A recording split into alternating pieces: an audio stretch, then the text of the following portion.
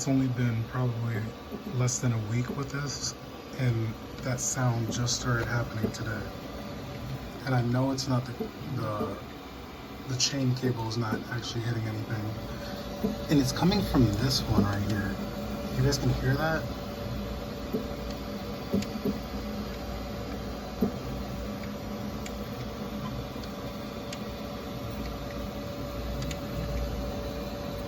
It's a clicking noise. As you can see, the chain cable's not hitting anything.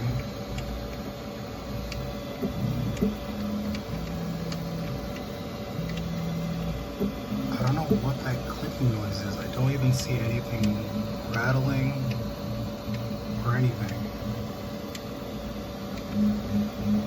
But you guys can hear that click.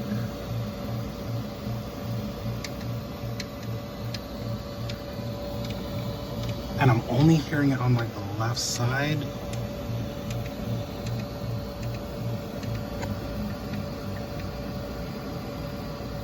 Not too sure what that is. It's driving me crazy right now.